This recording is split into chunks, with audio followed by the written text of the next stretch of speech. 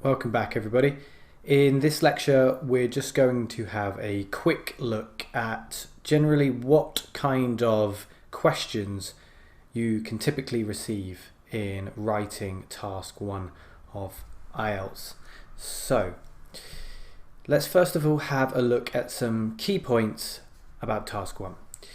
In task 1, you need to write a minimum of 150 words. If you do not write 150 words, you are going to lose marks for task achievement, which is worth 25% of your score. So make sure you write 150 words. You're generally advised to spend no longer than 20 minutes on this section, and that is a very good recommendation because you need to be spending more time on task 2, 40 minutes on task 2, which has 250 word minimum word count. So spend no more than 20 minutes on task 1. It's worth half as many points as task 2. Another reason why you should spend more time on task 2. It's still vital that you spend a sufficient amount of time on task 1, as it really does affect your score in a big way, but task 2 does have more of an influence over your score. You may be presented with a graph, a table, a process or a map, and we're going to look at these in a little bit more detail in a moment.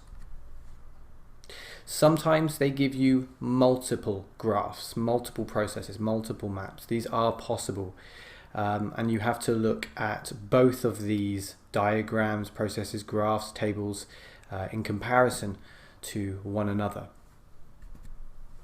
Just remember as well, just like with task 2, you can write your answer in pen or pencil. Perhaps pencil is slightly more advisable because you're able to erase things a little bit more easily. But if you use a pen, just try to be neat when you make a mistake. So, let's have a look at some examples. Those tables, those processes, those maps, those graphs. Here is a typical example of a graph. It's a chart technically, and this is where we have a pie chart. So you typically get a question like this next to a diagram like this on the right. The charts give information about the ages of the populations of Yemen and Italy in 2000 and projections for 2050. This exam has been taken from one of the official IELTS past test papers, and so it is, and all of the examples we're going to look at in this lecture are examples of official past test questions. The question is always followed by summarize the information by selecting and reporting the main features and make comparisons where relevant. Try not to skip over that part of the task. That part of the task contains some important information. It's always the same, but it's still important.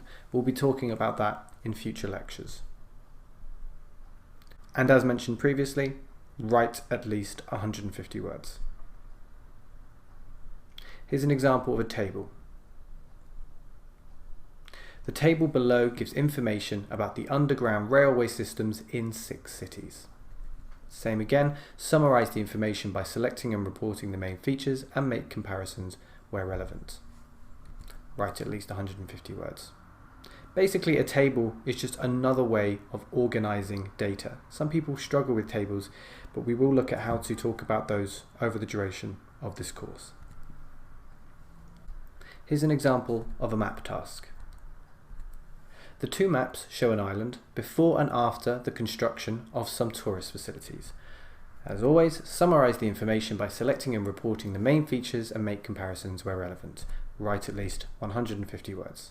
Again, map tasks are something that we're going to look at over the duration of this course. Just be aware that they are not as common as graphs, charts and tables. And that's the same for processes. As you can see, here is a process. The diagrams show the stages and equipment used in the cement making process and how cement is used to produce concrete for building purposes. Summarize the information by selecting and reporting the main features and make comparisons where relevant.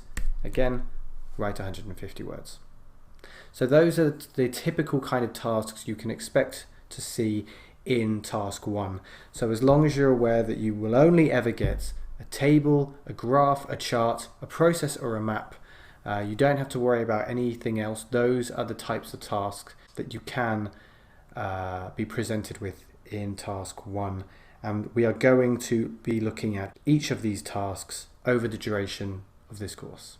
And in the next lecture, we'll learn about what we need to do to get a high score in general, regardless of whatever type of task we're looking at.